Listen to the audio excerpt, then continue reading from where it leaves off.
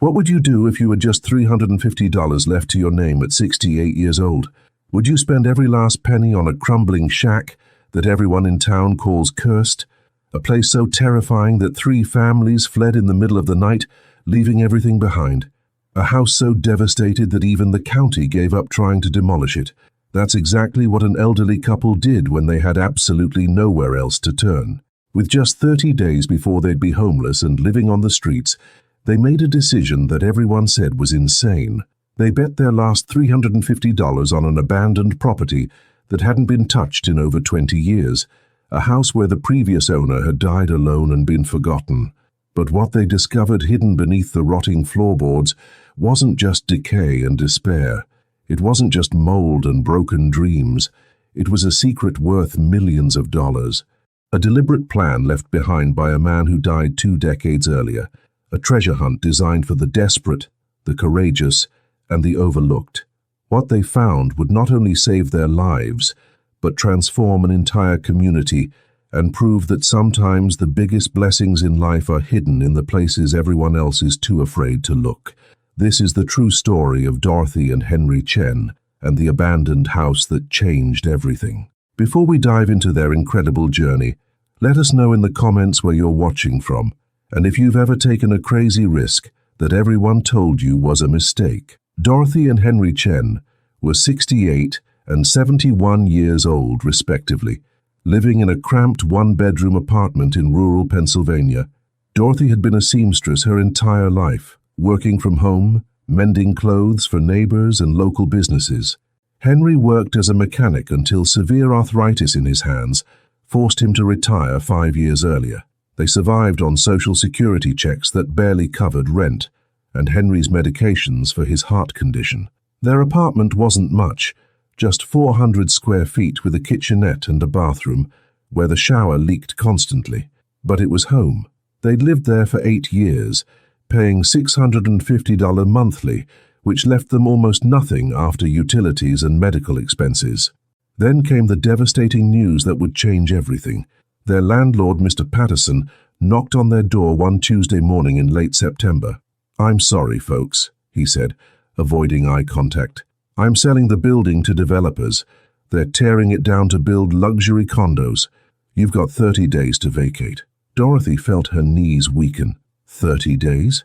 "Mr. Patterson, we've been good tenants for 8 years, never late on rent.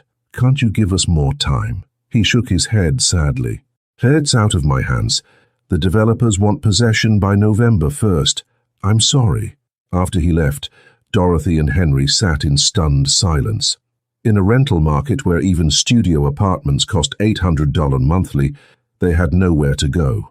Dorothy checked their joint savings account on the old laptop their neighbor had given them. The balance read $350.17, the remnants of Henry's final paycheck, saved decades ago for emergencies. "We're too old for shelters," Dorothy whispered that night, holding Henry's weathered hand across their small kitchen table. "What are we going to do? Where can we go?" Henry had no answer. At their age, with no family, no credit, and extremely limited income, their options were non-existent. Their daughter had died in a car accident 15 years earlier. They had no other children, no siblings still living, no one to turn to. Over the next few days, Dorothy called every rental agency within 30 miles. The responses were all the same. First month's rent, last month's rent, security deposit, credit check required. Even the cheapest places required at least $2,000 up front, money they simply didn't have. "We could try to get a loan," Henry suggested weakly, though they both knew it was impossible. Their credit scores were terrible after medical bills from Henry's heart surgery 3 years earlier. Dorothy couldn't sleep that night. She lay awake staring at the water-stained ceiling, listening to Henry's labored breathing. At 68 years old, after a lifetime of hard work, they were about to become homeless. That's when Dorothy remembered something her grandmother used to say, back when Dorothy was a little girl in North Carolina. "Sometimes God hides blessings in places no one else wants to look. When you have nothing to lose. That's when miracles happen." Late one sleepless night, Dorothy borrowed their neighbor Rosa's smartphone to search for rental listings they couldn't afford. She scrolled through page after page of apartments requiring deposits they didn't have, feeling more desperate with each passing minute. Then an advertisement caught her eye. County tax foreclosure auction, Saturday, October 15th, 10 a.m. Properties starting at $100. No credit check required. Dorothy had never considered buying property. With their credit history, age, and financial situation, home ownership seemed as impossible as flying to the moon. But curiosity made her click the link. The auction website showed dozens of properties being sold for unpaid taxes. Most started at tens of thousands of dollars, completely out of reach. But as she scrolled down, one listing made her heart skip a beat. Lot 47, abandoned structure on 2.5 acres, 1847 Blackwell Road. Starting bid, $200. The description was brutally honest. Severe structural damage, no utilities connected, condemned by County Health Department in 2001, property vacant for 22 years, sold ASIS with no warranties, buyer responsible for all repairs and code violations. Property may not be habitable. The single photograph showed a nightmare, a small house barely standing with a collapsed roof on one side, broken windows covered with plywood, walls covered in graffiti and vines. The yard was completely overgrown, and the entire structure leaned slightly to the left, as if exhausted from years of neglect and ready to collapse completely. It looked like something from a horror movie, a place where bad things had happened and worse things waited. But it was land. It was a roof, even if damaged, and the starting bid was less than 1 month's rent. "Henry, wake up. Look at this," Dorothy said, shaking her husband gently. Henry squinted at the small phone screen, his reading glasses perched on his nose. "Dorothy, that's not a house. That's a pile of junk waiting to fall down completely." "It's $200 to start bidding," she replied, her voice urgent. "Everything else requires deposits we don't have. This might be our only chance, our only option." Henry studied the photo more carefully, his mechanic's eye assessing the structure. "Even if we get it for $200, we'd need thousands to make it livable." "We don't have thousands, we have $350. "I know," Dorothy admitted. "But what else can we do? In 3 weeks we'll be on the street. At least this gives us a chance, even if it's a tiny one." They sat together in the dim apartment, looking at the photo of the devastated property. It seemed insane, reckless, possibly the worst decision they could make. But doing nothing guaranteed homelessness. Their neighbor Rosa came by the next morning with fresh bread, as she often did. Dorothy showed her the listing, hoping for encouragement. Rosa's face paled. "That's the old Whitmore place," she said, her voice dropping to almost a whisper. "Dorothy, you can't be serious about buying that property." "Why not? It's cheap, and we're out of options. It's been abandoned since 2001. The place is cursed, everyone knows it. 3 families tried living there after old James Whitmore died, and all of them left within months, claiming something was wrong with that place. Lights turning on by themselves, footsteps when no one was there, cold spots, doors opening and closing. The last family didn't even stay 2 weeks. Henry scoffed. "We don't believe in ghosts and curses, Rosa. We believe in practical problems with practical solutions." "I'm just warning you," Rosa insisted. "There's a reason that place has been empty for 22 years. There's a reason nobody wants it, even for $200. But Dorothy had made up her mind. "We don't have the luxury of believing in curses, Rosa. We need a roof over our heads, and this might be our last chance to get one." On auction day, Dorothy wore her best dress, a navy blue polyester one she'd carefully mended at the seams multiple times over the years. Henry put on his only suit, bought for their wedding 47 years earlier, now slightly too large for his frame after years of modest eating.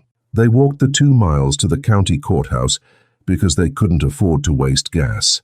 Dorothy clutched an envelope containing $350 in carefully counted bills, 200s, 320s, 150, 210s, and the rest in 5s and 1s. The auction room was intimidating. Rows of chairs faced a podium, and the space was filled with real estate investors in expensive suits, flipping through property listings on tablets and laptops. Young men and women with confident expressions and designer briefcases, people who belonged there. Dorothy and Henry sat in the very back row, feeling completely out of place. Dorothy's hands trembled slightly as she held the number they'd been given, bidder 47. Property after property was announced and sold. A vacant lot sold for $8,000. A foreclosed home with minor damage went for $47,000. A commercial building sold for $125,000. Each time multiple bidders competed aggressively, driving prices up within minutes. Dorothy's hope began to fade. Even if their property started at $200, it would surely attract investors and go much higher. These professional real estate people would outbid them without hesitation.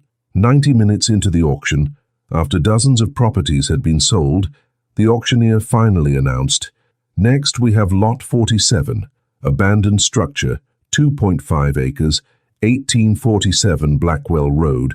Property condemned in 2001. Severe structural issues, no utilities. Starting bid $200. Complete silence filled the room. Do I have $200? The auctioneer repeated, scanning the crowd. Dorothy's hand trembled violently as she raised her bidder number. $200 from bidder 47 in the back. Do I have $250? More silence. Dorothy could see several investors looking at their tablets, probably viewing photos of the property, then shaking their heads and returning to other listings.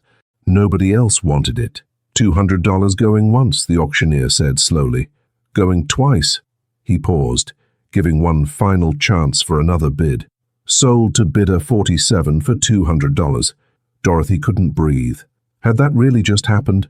They'd just bought a property for $200. Henry squeezed her hand so tight it hurt. At the clerk's office, they paid the $200 purchase price plus $47.83 in processing fees and transfer taxes.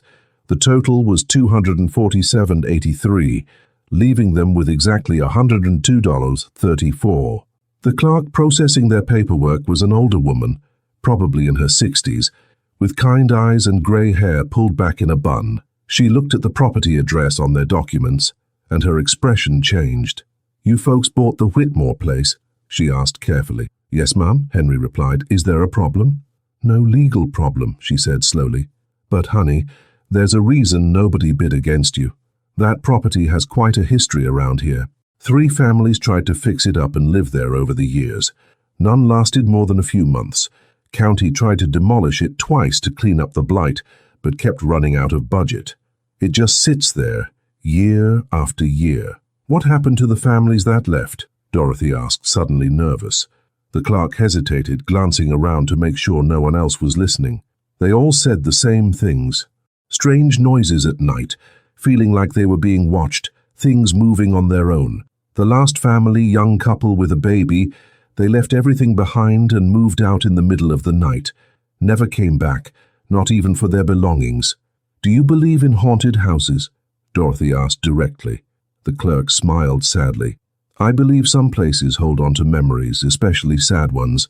James Whitmore, the original owner, he died in that house back in 2001. Heart attack, alone in his kitchen. His family never came to claim anything, never even held a funeral that anyone knows of. Place has been empty ever since." She stamped their deed and handed it over. "Here's your property. Just be careful out there, and if things feel wrong, don't be too proud to walk away." They took the local bus as far as it went toward Blackwell Road, then walked the final mile and a half. The address was in a rural area, far from town, surrounded by overgrown fields and abandoned farms. When the house finally came into view at the end of a long, overgrown driveway, Dorothy felt her courage nearly fail her completely. The photographs hadn't captured even half of how truly devastated it was. The front porch had completely collapsed, its wooden boards rotted through and lying in a heap. Half the roof was caved in, revealing dark interior spaces. Every single window was either shattered or boarded up with graffiti-covered plywood. Weeds and brush grew as high as the first-floor windows in many places. The entire structure leaned noticeably to the left, and several walls showed gaps where the siding had fallen away. "Oh, Dorothy," Henry whispered, his voice cracking. "What have we done? How can we possibly live here?" Dorothy stared at their new home, fighting back tears. They'd spent almost all their money on this. There was no going back now. "We've given ourselves a chance," she said, trying to sound more confident than she felt. "That's more than we had yesterday. Let's at least look inside." The front door, covered in faded graffiti and what looked like old bullet holes, hung crooked on one remaining hinge. Henry had to lift it to get it open enough for them to squeeze through. The smell hit them immediately. Overwhelming mold, decay, animal droppings accumulated over years, and something else Dorothy couldn't identify, something sour and disturbing that made her gag. Without electricity, the only light came through broken windows and holes in the roof, enough to see the disaster inside. The first floor consisted of a main room, approximately 20 by 15 feet, with a fireplace full of debris, a small kitchen with appliances from the 1970s, all rusted and non-functional. A tiny bathroom with a toilet that had cracked in half, probably from freezing, and a sink hanging loose from the wall. Everything was coated in years of accumulated grime, water damage, and debris. Furniture remained, abandoned, a rotted couch with springs exposed, a table with only 2 legs still attached.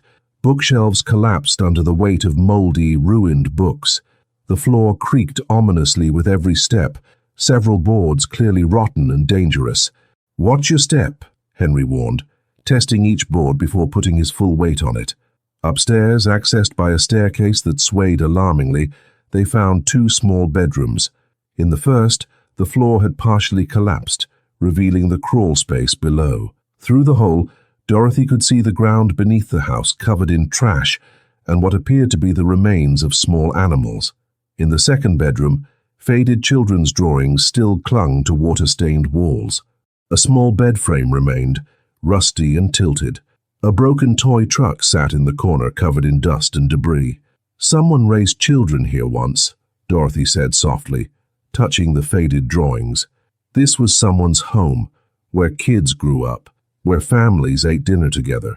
The bathroom upstairs was even worse than the one below. The ceiling had partially collapsed, exposing insulation and roof damage above. Black mold covered entire walls. As they stood in what had once been the main bedroom, looking out a broken window at the overgrown yard beyond, the full weight of their situation settled over Dorothy like a heavy blanket. "We can't live here," Henry said, his voice breaking. "Not like this. Dorothy, we're too old to rebuild this place. We have no skills for this kind of work, and we have $102 left to our names. Even if we wanted to fix this, we couldn't afford even a fraction of what it would take." Dorothy looked at her husband of 47 years, saw the defeat in his tired eyes, and felt tears slide down her weathered cheeks. Had they made a terrible mistake? Had they spent their last dollars on a worthless pile of rotting wood that would eventually collapse around them? That night they had no choice but to sleep in Henry's old pickup truck, parked on their new property. They reclined the seats as far as possible, sharing the emergency blanket Henry kept behind the seat and their thin jackets. The temperature dropped into the 40s. Dorothy shivered despite being pressed close to Henry for warmth. As exhaustion finally began to pull her towards sleep, Dorothy thought she heard something. Footsteps, slow and deliberate, on what remained of the porch. Then a creaking sound, like the front door opening. But that was impossible. The porch had collapsed. No one could walk there, and they were alone. She must have imagined it, her tired mind playing tricks. But then she heard it again. Footsteps. Inside the house now, moving slowly from room to room. Dorothy opened her eyes and looked at the dark house through the truck's windows. For just a moment, she could have sworn she saw a faint light moving past one of the upstairs windows, as if someone was walking through the rooms carrying a candle. "Henry," she whispered, "do you see that?" But Henry was already asleep, exhausted from their long day. Dorothy watched the house for another minute, but saw nothing more, just an old, abandoned building in the darkness. She closed her eyes and tried to sleep, telling herself it was just her imagination. Just stress and fear creating illusions. But deep down, she wondered if Rosa had been right about this place. The next morning they were awakened by voices and the sound of vehicles.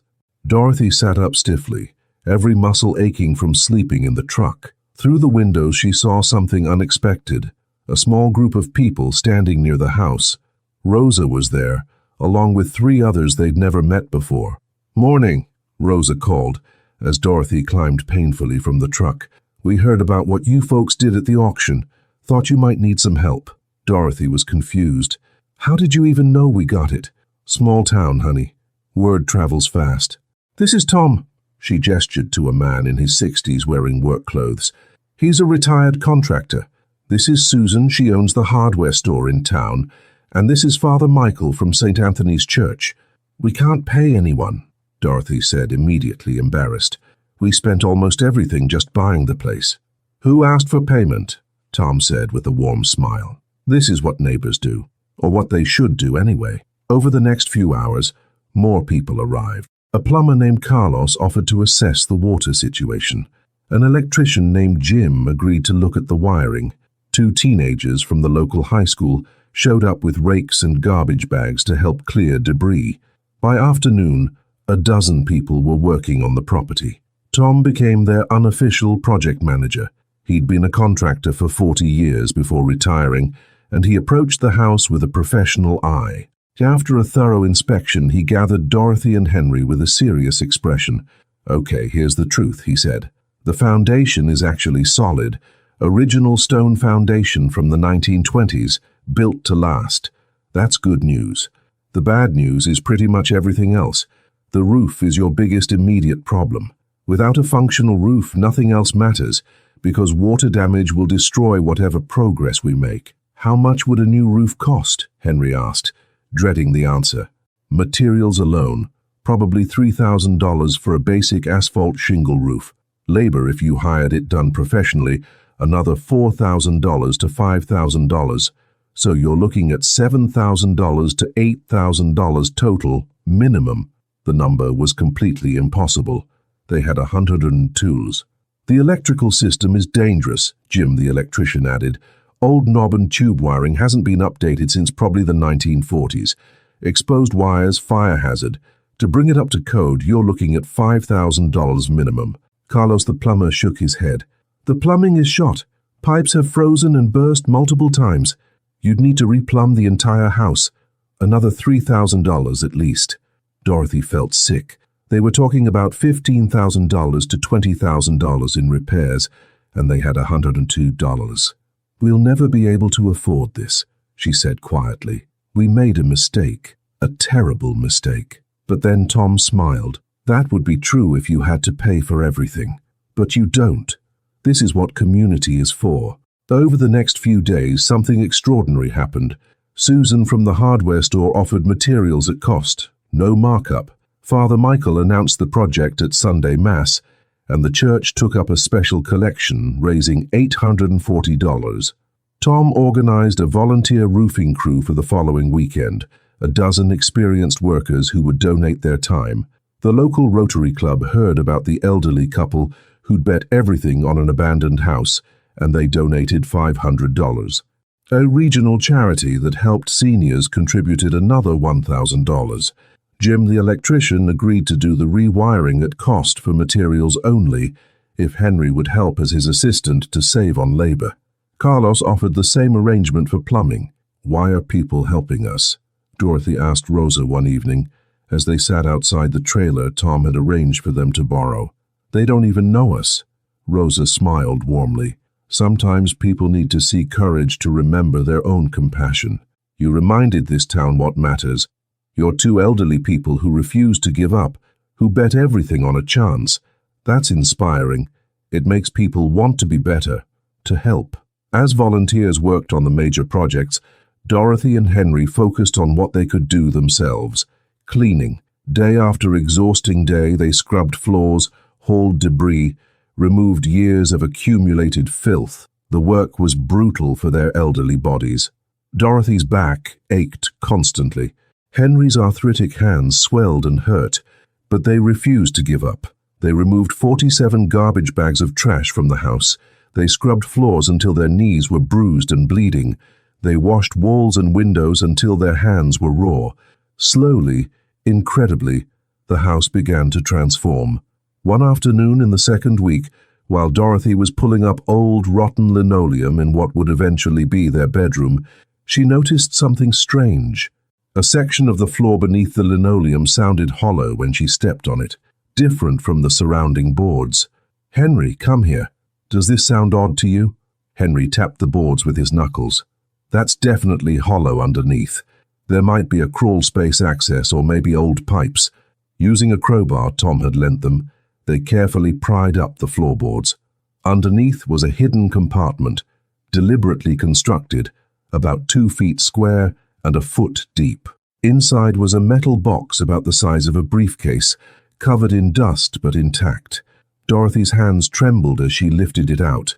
The box was old but well made, with a small lock that had corroded over the years. "Should we open it?" she asked. "It's in our house," Henry replied. "I guess it's ours now." Henry managed to break the corroded lock with the crowbar. The lid opened with a rusty creak. Inside was something neither of them expected: bundles of old cash, carefully wrapped in plastic, coins in small cloth bags, several official-looking documents in a waterproof envelope, and lying on top a handwritten letter. Dorothy's hands shook as she picked up the money and began counting. $20 bills, $50 bills, even some $100 bills. All old but in good condition. "Henry," she whispered, her voice barely audible, "there's over $8,000 here." But it was the documents that truly shocked them. Property deeds to 3 different addresses in the county. Stock certificates for companies like IBM, General Electric, and Coca-Cola, dated from the 1960s, and bank information for an account with Allegheny Valley Bank. The letter was written in shaky handwriting, dated March 2001. "To whoever finds this, my name is James Whitmore, and if you're reading this, I'm gone. I'm 74 years old, dying of heart disease, and I have no family left to leave anything to. My wife, Elizabeth, died of cancer in 1991. Our only son, James Jr. I died in Vietnam in 1972, just 19 years old. He never married, never had children. For the last 10 years I've lived alone in this house, and I knew my time was running out. I worked as a railroad engineer for 45 years, from 1946 to 1991. Never made a fortune, but I lived simply and saved carefully. Elizabeth and I never spent money on fancy things. We made do with what we had. Over time, I accumulated some wealth. I own this house free and clear, paid off in 1968. I also own 3 rental properties around the county that I've managed since the 1970s. I bought stocks over the years when I could afford to, small amounts, but I held on to them. With no heirs and no family, I didn't know what to do with everything I'd built. I thought about donating it to charity, but that felt impersonal, meaningless. So I made a different choice. I decided to leave everything to chance, to fate, to whoever was desperate enough, courageous enough, or foolish enough to take a chance on this old house after I'm gone. I let the property go to tax foreclosure deliberately. I want someone who has nothing, who needs everything, who's willing to risk it all for shelter, to find this. Someone like Elizabeth and I were back in 1953 when we bought this place with our last $800. If you found this, you probably need it desperately. You probably risked everything for shelter. You're probably scared and overwhelmed. That's exactly the kind of person I want to have what I've built. The cash here will help with immediate needs. The property deeds are for 3 rental houses that have been generating income for years. The bank account information is for an account I set up at Allegheny Valley Bank to automatically deposit rental income. That account has been accumulating since I died. The stock certificates are for shares I bought starting in 1965. I never sold them, just held on through ups and downs. Use it all wisely, fix up this house, make it a home again. Help others if you can. Don't let this place die like I did, alone and forgotten. Fill it with life and love again. This is my legacy, not to institutions or distant relatives who never knew me, but to someone brave enough to bet everything on a condemned house. You earned this the moment you took the risk no one else would take. With hope for your happiness, James Whitmore. March 15, 2001. Dorothy was crying, tears streaming down her face as she finished reading the letter aloud. Henry stared at the documents spread before them on the dusty floor, his eyes wet. "This can't be real," Henry said, his voice choked with emotion. "This is too much. People don't do things like this." But the documents looked authentic. The deeds were official county records. The stock certificates appeared genuine. The bank information included account numbers and contact details. "We need to verify this," Dorothy said, wiping her eyes. "We need to make sure this is real before we let ourselves believe it." The next day, they visited Allegheny Valley Bank in town. Dorothy carried the documents in a folder, her heart pounding with equal parts hope and fear. The bank manager, an older gentleman named Robert Harrison, greeted them professionally. When Dorothy explained they'd purchased the Whitmore property and found these documents, his eyes widened. "The Whitmore account," he said slowly, his voice filled with surprise. "We've been trying to locate heirs for over 20 years. "Heirs?" Dorothy repeated. "We're not heirs. We just bought the house at auction." Robert examined the documents carefully, then pulled up records on his computer. Mr. Whitmore set up this account in 1982 with specific instructions. Rental income from his 3 properties was to be automatically deposited here. When he died in 2001, we tried to locate family members but found none. The will he filed with the county had unusual instructions. "What kind of instructions?" Henry asked. Robert read from his screen. "All assets, properties, and accounts are to transfer to whoever legally purchases and occupies the residence at 1847 Blackwell Road. If no one purchases the property within 50 years of my death, all assets go to the County General Fund." He looked up at Dorothy and Henry. "It's an unusual arrangement, but it's legally binding. You own the house, therefore, according to Mr. Whitmore's will. You inherit everything." "How much is in the account?" Dorothy asked, barely breathing. Robert checked his computer, his expression becoming increasingly amazed. "The account has been accumulating rental income, approximately $1,800 monthly from the 3 properties, plus interest for 22 years, with compound interest." He did a quick calculation. "The current balance is $247,683.14. The room seemed to spin. Dorothy thought she might faint. Henry had to sit down, his face pale. $250,000, Henry whispered. "Plus you own 3 rental properties," Robert added, "which are currently managed by Patterson Property Management, who've been depositing rent into this account.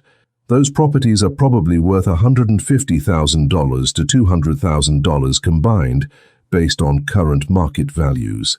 Dorothy couldn't speak, couldn't process what she was hearing. 24 hours ago, they'd had $102 to their names. Now they were being told they had nearly $500,000 in assets. "There must be a mistake," she finally said. "This is too much. This can't be right." But Robert shook his head. "It's all legitimate. Mr. Whitmore was a very careful, deliberate man. He wanted this exact outcome. He wanted to help someone who needed it desperately." He handed them paperwork.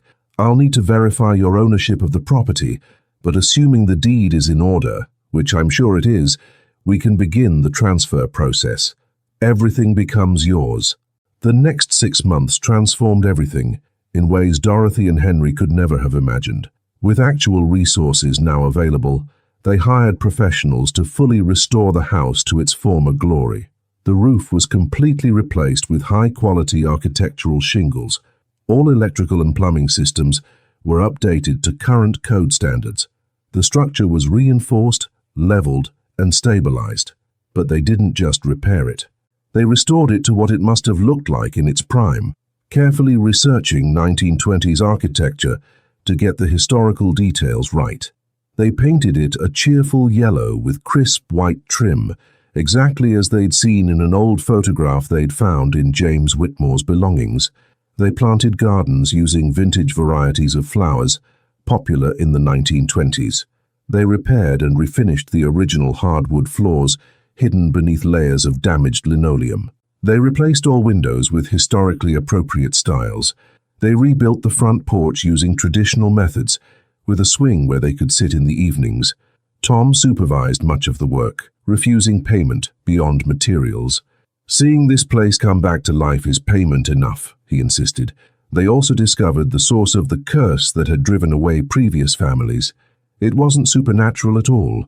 Carlos the plumber found an old faulty furnace in the basement that had a cracked heat exchanger, leaking carbon monoxide throughout the house. The gas had caused headaches, confusion, hallucinations, and the feeling of being watched in previous occupants. Carbon monoxide poisoning causes paranoia and hallucinations, Carlos explained. People thought they were seeing ghosts, but they were actually being slowly poisoned. If anyone had lived here long-term without fixing this, they could have died. Once the furnace was properly replaced with a modern, safe system, the haunting ended completely. The 3 rental properties James Whitmore had owned were also inspected and renovated as needed. Instead of selling them for quick profit, Dorothy and Henry decided to continue managing them as affordable housing for working families and elderly tenants on fixed incomes. "We were those people just 6 months ago," Dorothy explained to Tom when he asked about their decision. "We know what it's like to face homelessness, to have no options. We want to help others the way James Whitmore helped us." They set rents at 20% below market rates and established a policy of working with tenants who fell on hard times rather than immediately evicting them. The stock certificates, after being properly authenticated and transferred, were worth over $180,000. The IBM stock purchased in 1965 for $500 had split multiple times and was now worth over $45,000 alone. The General Electric and Coca-Cola stocks had similarly multiplied in value over decades. Instead of cashing out everything, they consulted with a financial advisor and created a balanced portfolio that would provide sustainable income while preserving capital for the future. But perhaps the most meaningful transformation was personal. The volunteer workers who'd helped in those first desperate weeks became genuine, lasting friends. Tom and his wife became like family, joining Dorothy and Henry for dinner every Sunday. Rosa visited almost daily, helping with decorating decisions and bringing food. The community that had once avoided the cursed Whitmore place now gathered there regularly. Dorothy and Henry hosted potluck dinners, game nights, and holiday celebrations. Their home became a gathering place filled with laughter and life. Dorothy started a small sewing business from their restored home office, taking in alterations and custom work. She didn't need the money anymore, but she loved the work and the connection to customers. Henry, his arthritis surprisingly improved by reduced stress and access to better healthcare, helped other elderly residents with small repairs and maintenance. He refused payment, saying simply, "I'm paying forward what was given to us." They established the Whitmore Fund, seeded with $50,000, dedicated to helping elderly individuals in danger of homelessness. The fund provided emergency housing assistance, deposits for apartments, and small grants to cover unexpected expenses. 9 months after buying the house for $200, Dorothy was cleaning out the last unexplored space in their restored home, a small attic crawl space they'd avoided during renovations due to instability. Now, with the structure fully reinforced, it was safe to enter. She climbed the pull-down ladder carefully, flashlight in hand. The space was small, perhaps 6 feet by 8 feet, with barely enough room to stand. Insulation had been pulled back in one corner, revealing the old wooden boards beneath. Under the insulation, she found one more box. This one was wooden, carefully crafted, with JW carved into the lid. Inside was a photo album and one final letter. The album contained photographs spanning decades, James and Elizabeth's wedding in 1950, both young and hopeful. Their son as a baby, then as a child, then as a teenager in his high school football uniform. Military photos of James Jr. in his uniform looking impossibly young, and later, heartbreaking images of James alone, aging in the house, maintaining it carefully even as his health failed. The final photographs showed James in his 70s, still tending the garden, still caring for the house, alone but determined. The letter inside was addressed to the couple who found my gift. Dorothy sat on the attic floor and read, "I've been watching you, in my way." Not literally, of course, but I imagine I know who you are by now.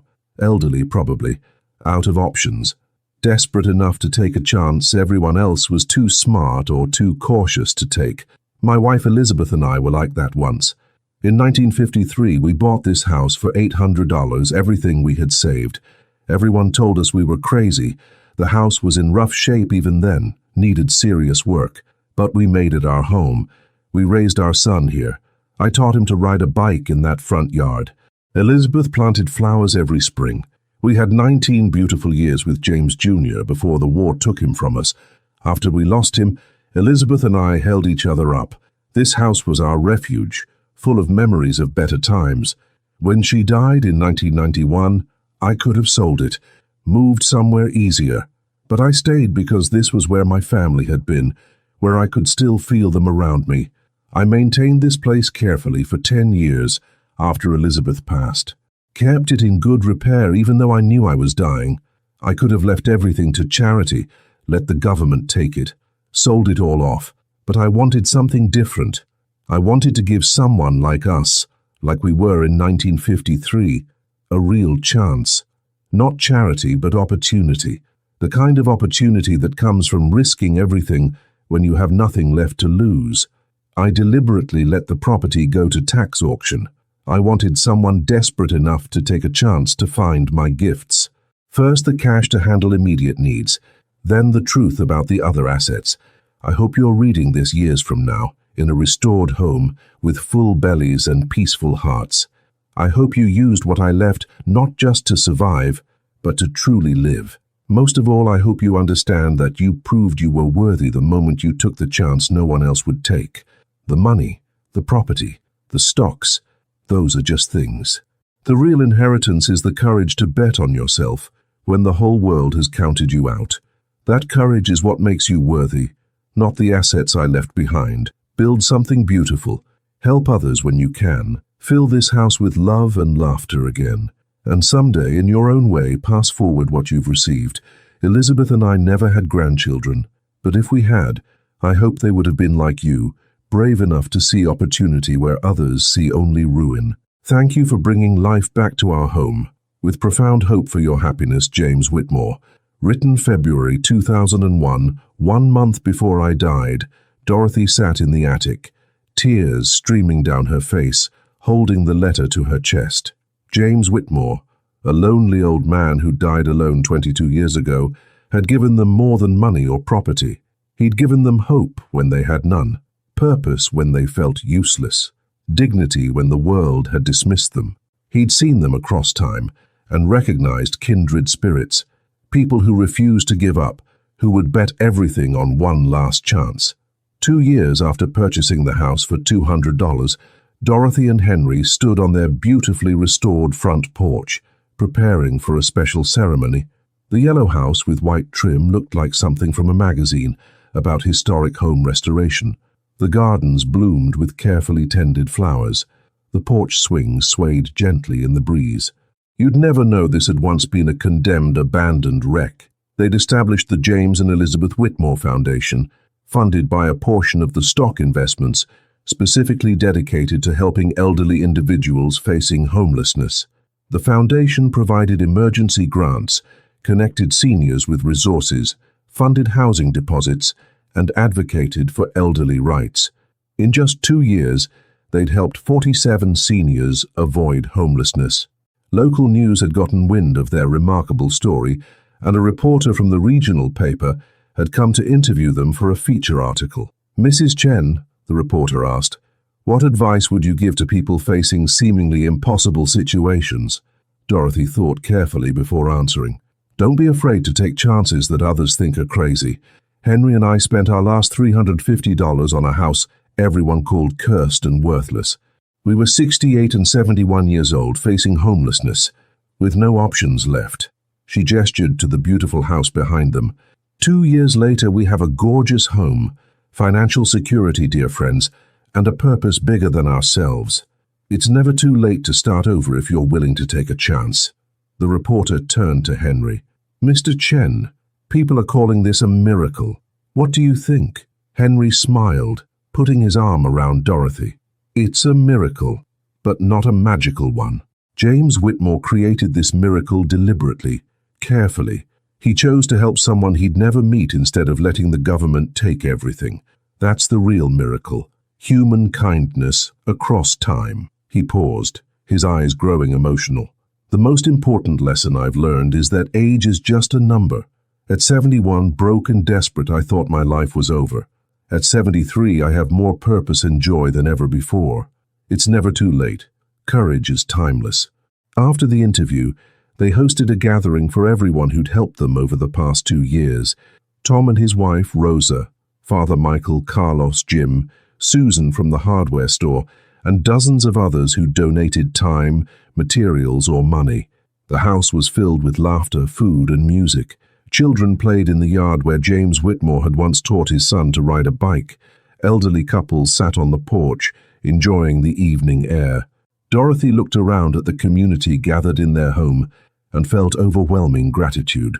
They'd saved this house, but in many ways, the house and James Whitmore's generosity had saved them.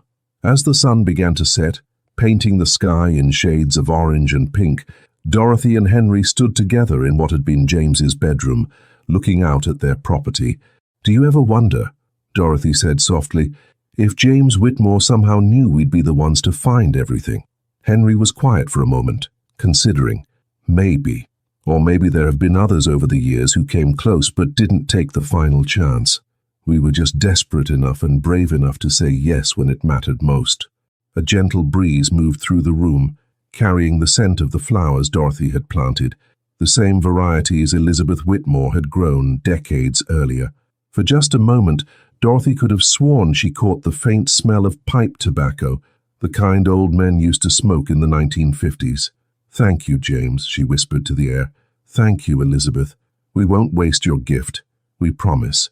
That evening, after all the guests had left, Dorothy and Henry sat on their porch swing, gently rocking, watching the stars emerge in the darkening sky. 2 years ago, Henry said quietly, we were sleeping in my truck, wondering if we'd made the worst mistake of our lives. "And now?" Dorothy asked. Henry looked at their beautiful home, thought of the lives they'd helped through the foundation, considered the friendships they'd built, and the purpose they'd found. "Now I understand what James meant in his letter. The real inheritance wasn't the money or property. It was the courage to take a chance when we had nothing left to lose. That courage changed everything." Dorothy leaned her head on Henry's shoulder, feeling more content than she could remember feeling in years. The house that had once been called cursed was now a beacon of hope in the community. The Whitmore place was no longer a cautionary tale about things that go bump in the night. It was a miracle built on courage, kindness, and the generosity of a man who died alone, but refused to let his legacy die with him. And it all started because 2 elderly people, with nothing left to lose and everything to gain, took a chance on a devastated shack that cost them $350. Sometimes blessings really do hide in places no one else wants to look. If this story touched your heart and inspired you, please hit the like button right now and subscribe to our channel for more incredible true stories of courage, transformation, and hope. We share real stories about real people who refused to give up, who took chances when everyone said they were crazy, and who proved that miracles can happen at any age. Don't forget to turn on notifications by clicking that bell icon so you never miss our uploads. We post new inspiring stories every week, and trust us, you don't want to miss what's coming next. Let us know in the comments. Would you have taken the same chance Dorothy and Henry did? Would you have spent your last $350 on a condemned house that everyone called cursed?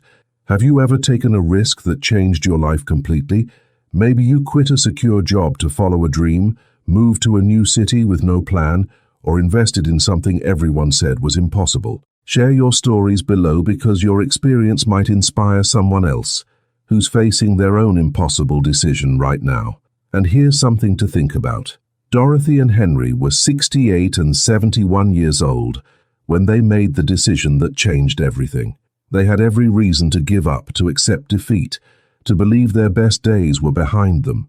But they didn't. They chose courage over comfort, action over despair, and possibility over certainty. Remember, it's never too late to start over. Age is just a number when you have the courage to take a chance. Sometimes the biggest blessings in life, The ones that change everything come disguised as the opportunities that everyone else is too afraid to take, too smart to risk, or too comfortable to need. James Whitmore knew this truth. He deliberately hid his fortune for someone brave enough to see value where others saw only ruin. And Dorothy and Henry proved worthy of that gift, not because they were lucky, but because they were courageous. So whatever impossible situation you're facing right now, whatever decision is keeping you up at night, remember this story. Remember that two elderly people with $350 and no options transformed their lives completely by saying yes when everyone else said no.